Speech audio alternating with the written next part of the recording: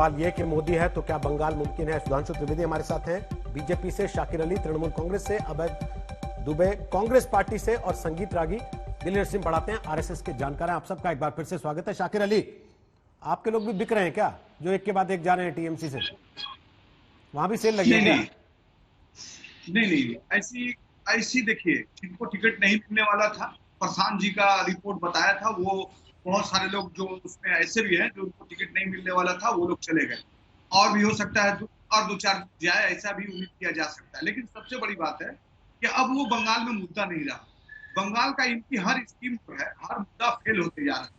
पहले इन्होंने सोचा कि पार्टी के कुछ लोगों को इस तरह से ले ले, जैसे जो भी चिट फंड में हो या जो भी करप्शन में जुड़े हुए हैं उनको इन्होंने ले लिया, उनको डरा के ले लिया। खैर कोई बात नहीं, और कुछ लोग अपने मर्जी से गए, छोड़िए, उस पर नहीं आना चाहते। लेकिन उसके बाद जो भी इनकी जो सोच थी, वो सोच जब पूरी तरह से हर जगह से वो सोच रहे कि बंगाल हमारे हाथ में नहीं आने वाला है, तो उन्होंने सीबीआई, ईडी और इनकम टैक्स, ये सब का जो है अब अटैक करने वाले हैं बंगाल पर, जो आपको आज के दिन देखने को मिला होगा और दूसरा कल भी देखने को मिला होगा।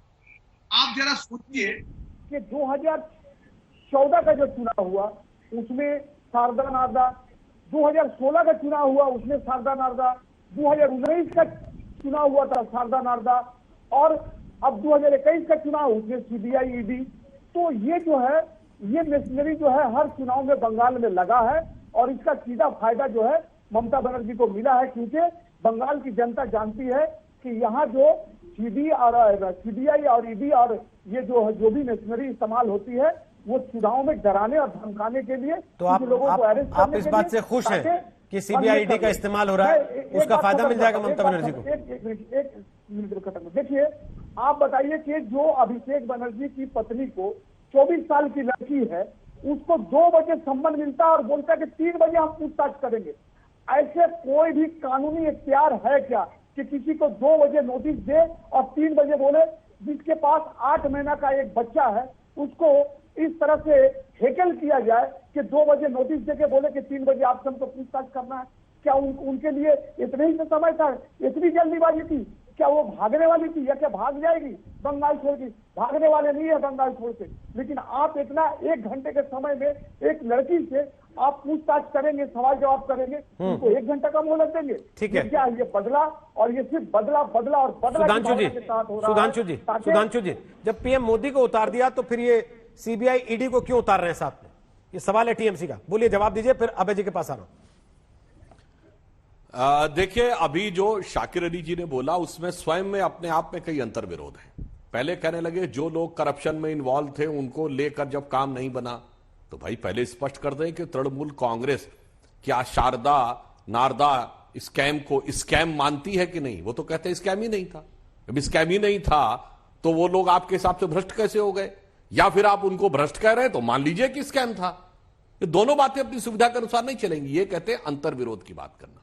दूसरी बात आपने कही, जहां तक सीबीआई की बात है, तो मैं याद दिलाना चाहता हूं, अभी केवल 2 साल पहले 2G केस में सीबीआई कोर्ट से राहत मिल गई थी, वो सत्य की विजय थी। सीबीआई केवल बातचीत करने के लिए कोलकाता पुलिस कमिश्नर को केवल बातचीत करने के लिए, यानी कुछ पूछताछ करने के लिए आए, तो देश के इतिहास में पहली बार मुख्यमंत्री धरने में बैठ गई। ऐसा कभी होता है? चलिए, गिरफ्तार करने आ रही हो, एक बार आप विरोध करें, समझ में आता है। कस्टडी में लेने आ रही हो, तो यह समझ लीजिए कि आपकी संवैधानिक संस्थाओं के प्रति क्या आस्था। अब इस घटना पे आते हैं। भाई, मैं तो आप ही के चैनल पे, रोहित जी, 2 दिन पहले था, जब इनकी पार्टी से एक दूसरे प्रवक्ता बैठे थे, तो वो एक भाजपा कार्यकर्ता जो कि ड्रग के आरोप में अंदर गई, तो कह रहे थे अगर आप पूरी तरीके से ठीक है तो आपको क्या बात है डरने की? आपको जांच में सहयोग करना चाहिए और भाजपा वालों को उनके पक्ष में नहीं बोलना चाहिए। तो आज भाई तृणमूल वाले क्यों पक्ष में बोल रहे हैं? और अभिषेक बनर्जी जी पे आरोप पहली बार नहीं लगा है। जब कोलकाता एयरपोर्ट के ऊपर कस्टम के अधिकारियों ने जांच की थी, याद करिए 2 साल पहले, तो कोलकाता पुलिस ने किस ढंग से हस्तक्षेप करके वहां से जबरन उनको अलग ले जाने का काम किया था, एक तरीके से पुलिस का दबाव इस्तेमाल करके। इसलिए इन चीजों के ऊपर जो भी निष्पक्ष है, अरे साहब आप तो भूल गए, हमारे जमाने में तो हमारे मुख्यमंत्रियों ने 8-8 घंटे सीबीआई के सामने बैठ के कोई असहयोग नहीं किया। मोदी जी ने 8 घंटे सीबीआई को अपना जवाब दिया और ढेला भर नहीं प्रूफ कर पाए कोर्ट, लेकिन ढेला भर नहीं प्रूफ कर पाए। अगर आप बात साफ है तो किसी बात पे क्यों नहीं, करने लेकिन की सुधांशु जी अब आपने खुद ही छेड़ा है तो एक बात का जवाब दे दीजिए कि जो आपकी महिला नेता पकड़ी गई ड्रग के आरोप में, आप लोग अच्छा, उसके साथ हैं या नहीं है, पहली चीज। दूसरा, उसके वीडियो सार्वजनिक तौर पर दिख रहे हैं जहां पुलिस हम उसे एक ले जा बात रही कह रहे है, हैं, देखिए वो आपकी पार्टी के कई बड़े लोगों के नाम ले रही है, आप उनके भी साथ हैं या नहीं है, और उनसे खुद पूछताछ भी कर रहे हैं कि नहीं?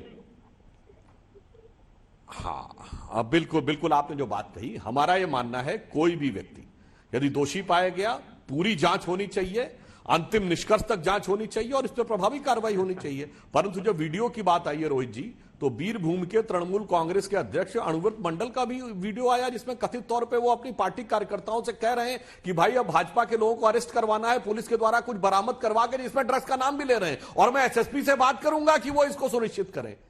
आप इस वीडियो पर टीएमसी क्यों सफाई नहीं दे रही, या फिर उसकी फोरेंसिक जांच कराने के लिए भेज दे, या फिर उनसे पूछताछ करे अपने बीरभूम के जिला अध्यक्ष से।